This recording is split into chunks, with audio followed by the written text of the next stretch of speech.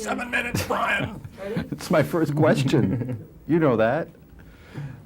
Steve Martin is with us. The movie is Parenthood. I just said good morning and I complimented you and I said you have yet again, Steve, increased your Canadian content, meaning Rick Moranis. Yes.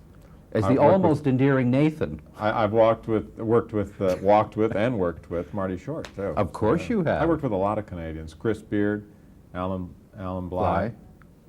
John Candy. John Candy. Yes. I'm a real Canadian patriot. There you are. And let's also talk about Vancouver, British Columbia, That's and right. regions. Shot Roxanne in Vancouver. The wonderful I did Roxanne. The Funnier Side of Eastern Canada in 1970. Where did that come from, Steve? Oh, it's a long story. Is it? Just give me a location, though. It was in Toronto and Montreal. All right. Eastern Canada. You got it. I was just testing you. I wanted to see if you remembered. You mentioned you were getting an honorary doctorate soon. Yeah, it just sort of came up. My alma mater, Long Beach State College, which is now University of California at Long Beach, decided to give me an honorary doctorate. There's something wonderful about your work in Parenthood as Gil Buckman, because Gil Quite a Buckman. mouthful, that name. It is. Isn't it? I had to Yeah. look. Gil Yeah. Buckman, because he's described as an overly conscientious father who was striving for perfection. And with humor, I just wondered, watching Parenthood, well, Ron Howard and the producers have maintained they wanted you and Mary Steenburgen all along. I wondered how you got on the set without having 2.5 children in your life. How many kids were there on that set? There were hundreds. There were the child actors, and then the child actors' families. Then there were the actors and their children, and then the children's friends. So at lunchtime, it looked like Sesame Street. There were just hundreds of kids and parents, and it was a real circus running around. Did you get along well with kids? I did. I've never really spent a lot of time around kids. I didn't know what they were, really. And what You've language forgotten they you spoke. were one. Then I found out they were just sort of regular people. Mary Steenburgen had a wonderful story because she was explaining the two of you being at Daly's, seeing the previous day's scenes. Mm-hmm. And at one point, because of the adage about actors working with children and animals, Mary maintained that she looked at you and she said, "Oh, let's just leave. No one's going to notice us anyway." They are very cute. And there are some kids in the movie who manage to walk away with moments. Yeah, they are tremendously cute.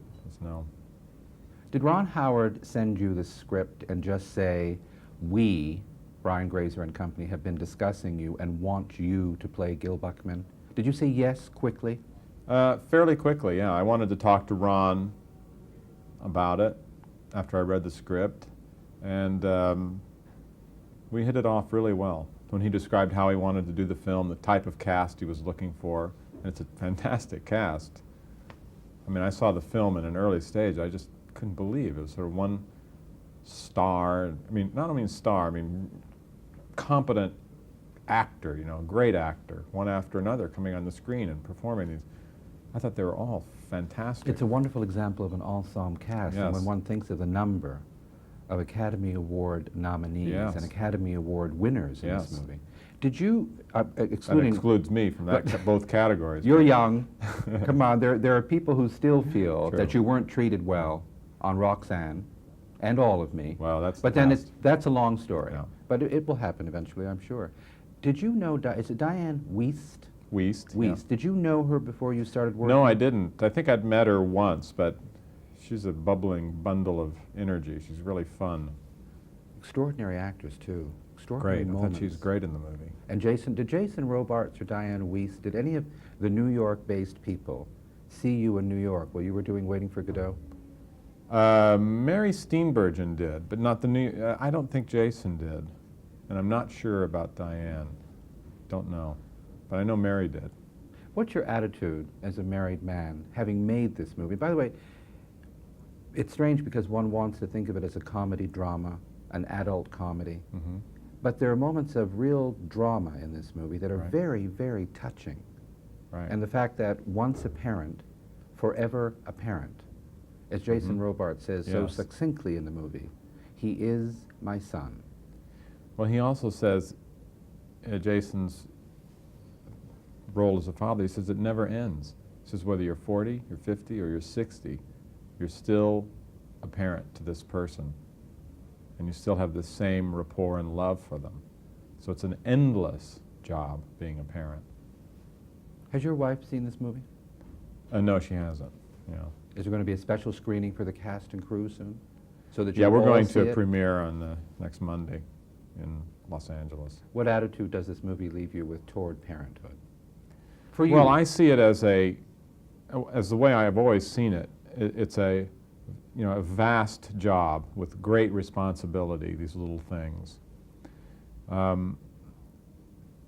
I see it now as more rewarding, having been in contact with these children.